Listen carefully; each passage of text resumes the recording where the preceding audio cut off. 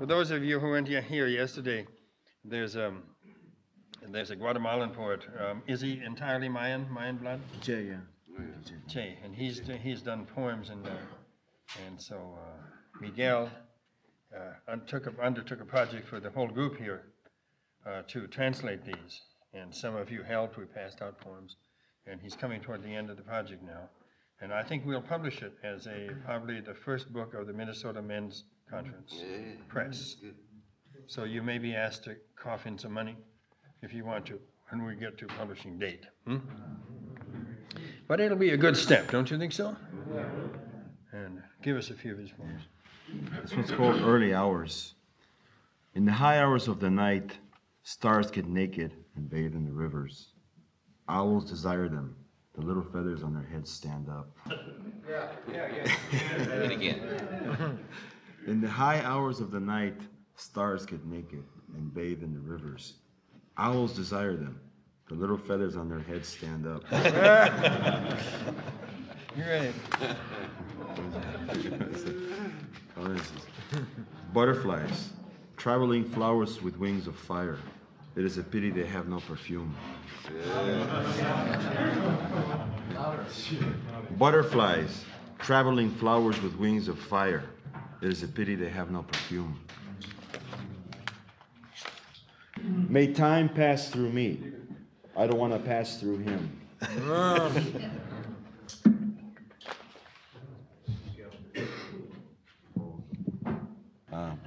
This one's called Tears. You cry because you are sad. No, the tears are good for washing my eyes.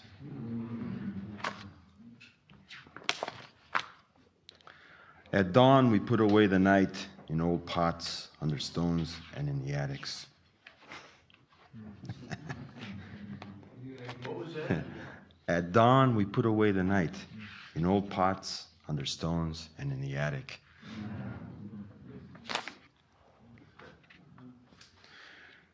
This one's called Ashes. And everything was consumed.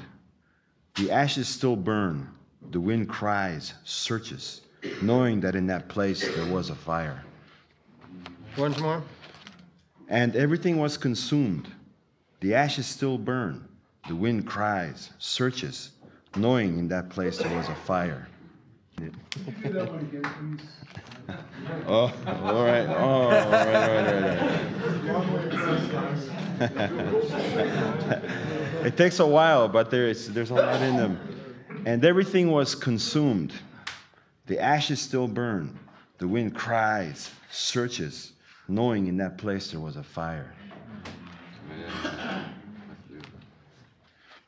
Please, please, please, jog, jog, jog. Tunum, tunum, tunum. Bukburish, bukburish, bukburish. Whiz wheel, whiz wheel, whiz wheel. Tulul, tulul, tulul. Kurupoop, kurupoop, kurupoop. Chawish, chawish, chawish. Tuk, tuk, tuk. Shad, shad, shad. Tukur, tukur, tukur. Whoop, whoop, whoop. Sakor, sakor, sakor. Chick, chick, chick. Tukumush, tukumush, tukumush. Sperpoak, sperpoak, sperpoak. Tikin, tikin, tikin, tikin.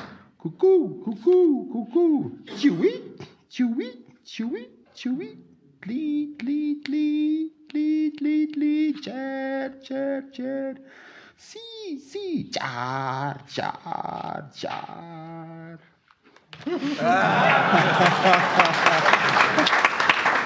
Those words he's using, those are actual Mayan words of the birds. And so each one is the sound of the bird, but they all has meaning.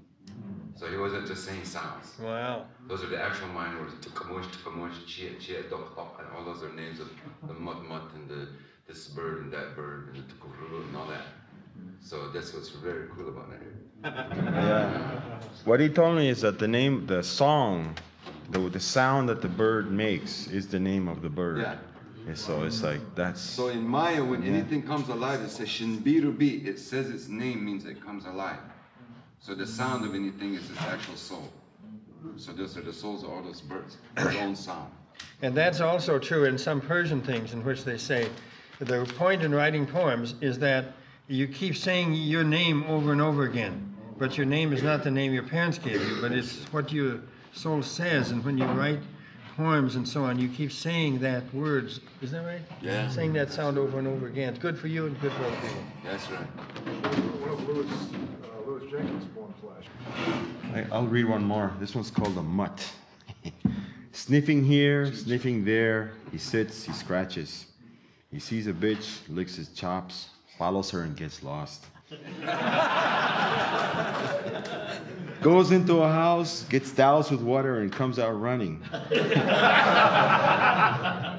He belongs to everybody and to no one. Lifts a leg, pisses at the foot of a tree, on top of a rock, or in the middle of the road. Barks because he feels like it, and goes on bumming around with his tail sticking up. Can you read that one again? Sniffing here, sniffing there, he sits, he scratches. He sees a bitch, licks his chops, follows her and gets lost.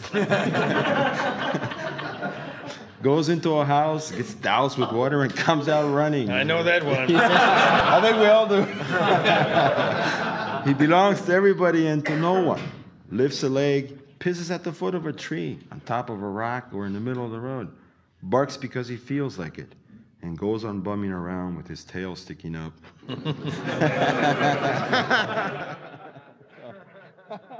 So, it's hard on male eyeballs walking New York streets in springtime. All the fine flamingo ladies peeling off everything the hard winter forced them to put on now.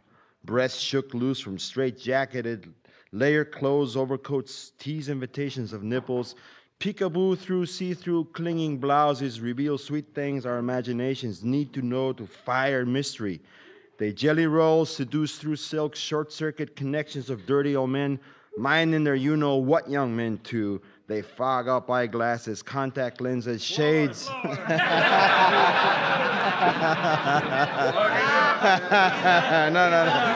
Hey.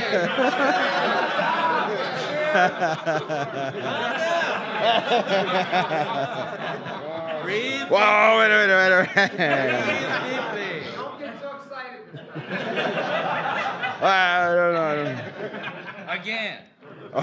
Okay, it's hard on male eyeballs. Walking New York City streets in springtime. All the fine flamingo ladies peeling off everything the hard winter forced them to put on.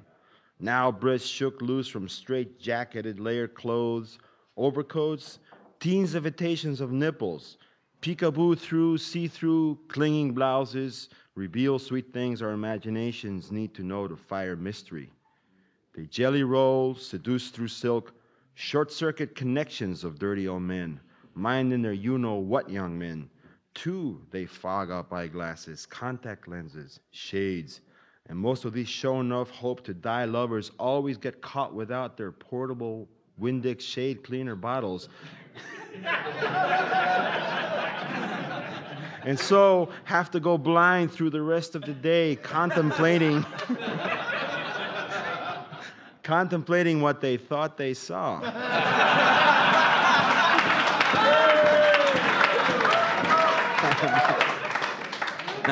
I mean, it can drive you crazy. Walking behind one of those memorable asses in springtime. When the wind gets cocky and licks up one of those breeze-blown slit wraparounds, revealing the grade A sweet poontang rump of flesh. And it is moving deep like those old African ladies taught it to do and do and do. I mean, maybe it's too much for a good old staid Christian chauvinist with a bad heart and a pacer. I mean, what can you expect him to do, carrying all that kind of heavy baggage around? But vote for bras to be worn every day and abolish every cocky wind whose breezy tongue gets completely out of hand. Lifting up skirts of fine, sweet things. I mean, there ought to be a law against some things, I'm sure he would say. Reckless eyeballing, I'm sure he would say. Anyway, it's hard on menfolk, streetwalkers in springtime, liable to find your eyeballs roaming around dazed in some filthy New York City gutter, knocked there by some dazzling sweet beauty who happened along your limited field of vision. Who knows?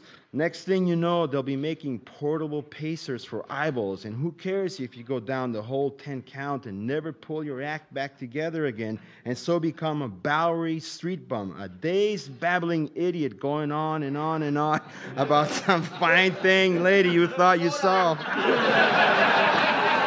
You can't. You can't read that slow. You have to read it. You saw, oh no, you saw an invitation perhaps. And who cares if her teasing breast shook you every which way but loose? It's springtime in the old apple, and all the fine flamingo ladies are peeling off everything the hard winter forced them to put on. Their breasts shake loose from overcoats, tease invitations of nipples. It's all part of the springtime ritual, and only the strongest eyeballs survive.